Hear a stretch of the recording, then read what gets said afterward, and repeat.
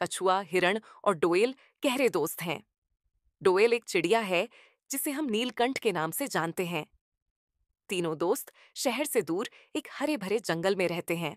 इस विशाल जंगल के पास ही चंपावती नदी बहती है। कछुआ, हिरण और डोएल को जब प्यास लगती है, वे नदी की ओर जाते हैं। दोस्त कछुआ उनका इंतजार कर रहा होता है।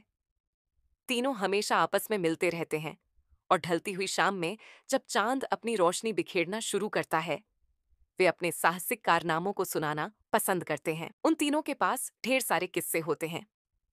कछुआ के पास कहानियों का भंडार है, क्योंकि वह जल और जमीन दोनों जगह रहता है।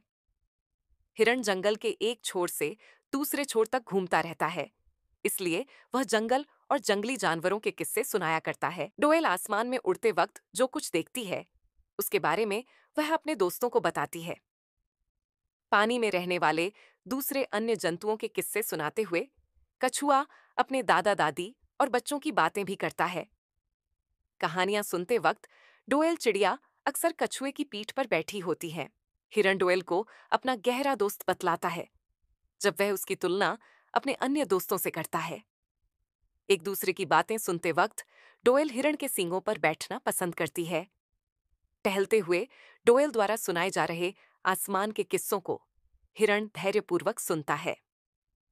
इसी बीच डोएल उड़कर आम की शाखा पर जा बैठती है और एक आम नीचे गिराती है। हिरण पके आम को खाकर खुश होता है। जंगल के ऊपर से उड़ते वक्त डोएल यह देखती है कि जंगल अब पहले की तरह हरा भरा नहीं रहा। वह यह भी पाती है कि जंगल में पेड़ों की तरह बाघों की संख्या भी घटती जा रही है। डोएल अपनी चिंता हिरण को सुनाती है। ये सुनकर हिरण हंसता है। वाह, ये अच्छी खबर है। तब तो बाघों से डरने की अब जरूरत नहीं होगी, है ना? डोएल बोलती है, मूर्खता मत करो, तुमने भी ये महसूस किया होगा। ओ, ऐसा मैं इसीलिए कह रहा हूं क्योंकि मैं शिकारियों से डरा हुआ हूं। लेकिन हाँ, तुम ठीक कह रही हो। अगर जंगल में पेड़ नहीं होंगे तो हम लोग कहाँ रहेंगे? वह बोला। कछुआ भी आजकल बहुत दुखी है, क्योंकि नदी दिन प्रतिदिन सूखती जा रही है, रास्ते में डोएल ने बताया। वे दोनों कछुआ के पास गए। कछुआ और हिरण में बातें होने लगीं। डोएल उड़ गई। तुरंत ही वह वापस आकर बोली, आश्चर्य, आश्चर्य, तुम जानते हो क्या हुआ? मैंने देखा कि कुछ लोग नदी के किनारे वाले जंगल की तरफ छोटे छोटे पेड़ लगा रहे हैं। कछुआ भी आजकल बहुत दुखी है, क्योंकि नदी दिन प्रतिदिन सूखती जा रही है, रास्ते में डोएल ने बताया।